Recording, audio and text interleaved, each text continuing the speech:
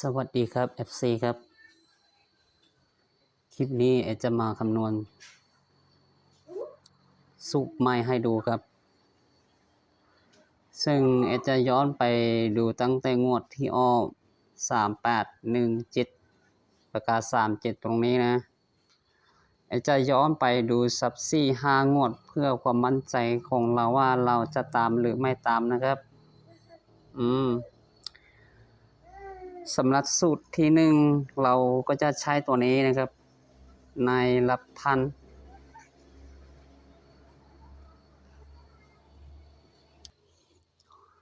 แล้วก็บวก1คงที่ครับสูตรนี้มีเลขคงที่นะครับ6 บวก 1ก็จะได้7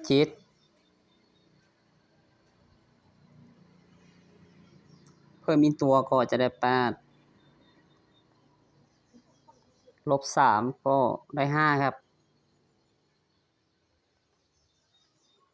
มี3ตัวนะครับก็งวดทับไปเราก็ใช้หลักพันคือ1ครับ1 บวก 1คงที่ก็จะได้2เพิ่มอีกตัวได้3ลบ3ได้0งวดทับไปหลักพันคือ2 บวก 1คงที่ก็จะได้3เพิ่มอีกตัวได้4ลบ3เหลือ1งวดนี้หลักพันคือ1 บวก 1คงที่ตัวนี้ก็จะได้2 3แล้วก็0งวดนี้หลักพันคือ7 บวก 1คงที่ได้8เพิ่มตัวได้9ลบ3ใช่ไหมใช่ครับลบ3เหลือ6งวดนี้หลักพันคือ4 บวก 1คงที่ก็จะได้5เพิ่มอีกตัวได้6ลบ3ลบ3ยังเหลือ3งวดนี้หลักพันคือ1 บวก 1คงที่ตัวนี้ก็จะได้2เพิ่มตัวได้3ลบ3ได้0ก็งวดล่าสุดวันนี้หลักพันคือ1 บวก 1คงที่ก็จะได้ตัว9ตัวนี้นะครับ2 3 0 2 3แล้วก็0แบบนี้นะสูตรที่1เราได้อย่างนี้แล้วก็สูตรที่2หรือว่าเราจะหาตัวจับคู่นะครับจะใช้ตัวนี้ครับในละแสนตัวนี้4 ครั้งนะครับ4 ครั้งแล้วก็บวกดับหมื่น1 ครั้ง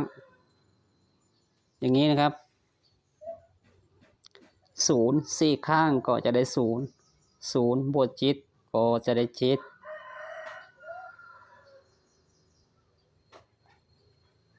ในเมื่อได้7ให้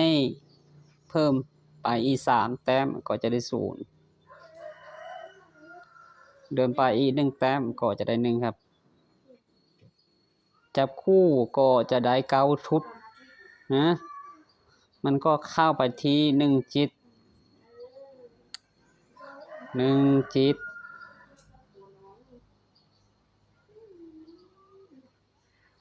ถือว่าหมวดที่1มันลงล่างนะครับก็งวดถัดไปก็ใช้ละแสนคือ 3 4 12ได้2 2บวก8ก็จะได้0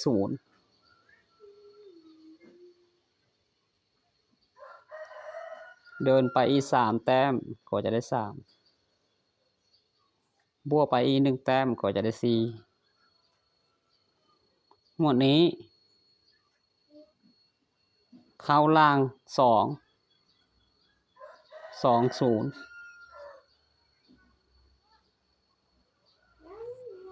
เข้าไปที่บน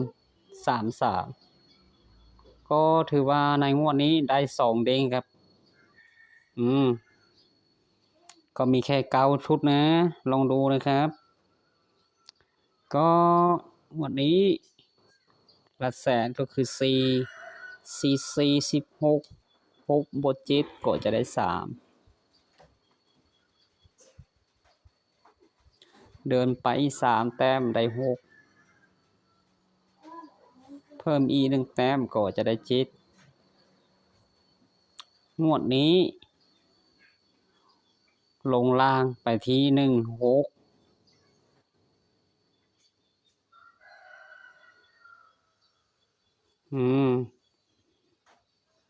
ก็งวดนี้5 4ครั้งก็จะได้0 0บวก4 0 0บวก0ก็จะได้0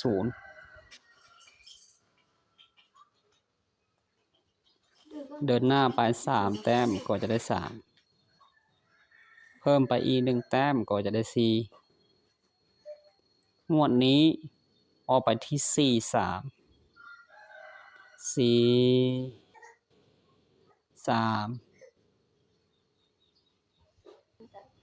ก็งวดทับปลายแสนคือ6 6 4 24ได้4 4บวก8ก็จะได้2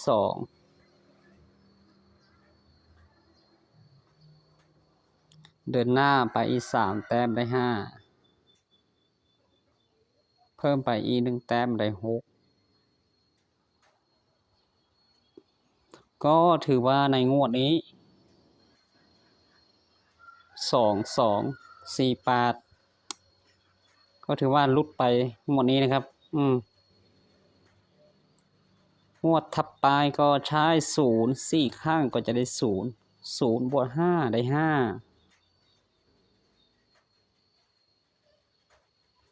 เดินหน้าไปอีก3แต้มได้8ใช่ไหมใช่เลยครับเพิ่มไปอีก1แต้มได้9งวดนี้มันออกไปที่5 6 5 6เข้าไปที่บนก็งวดทับปลาย3 4ข้างก็จะได้12 2บวก4ก็จะได้6เพิ่ม3แต้มได้9เพิ่มอีก1แต้มก็จะได้0งวดนี้2ตัวล่างเอา1 1 2ตัวบนเอา2 6ก็ถือว่าเข้าที่2 6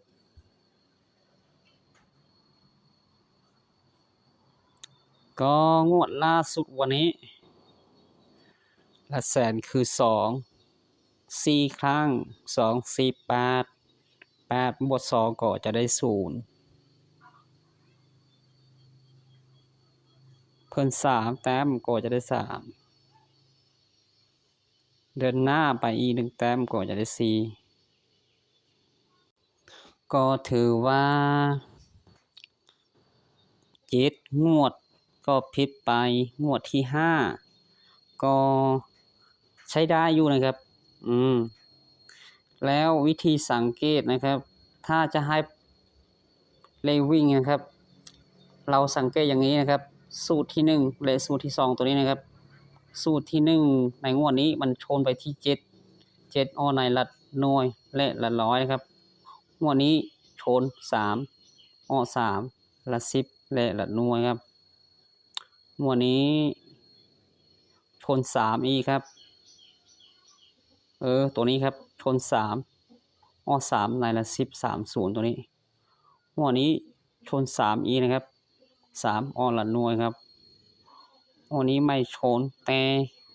สู้นี้เข้าทีละ100สู้นี้เข้าทีละ10และละหน่วยก็ถือว่ายังเข้าอยู่นะครับแต่จับคู่ไม่ได้ตัวนะครับ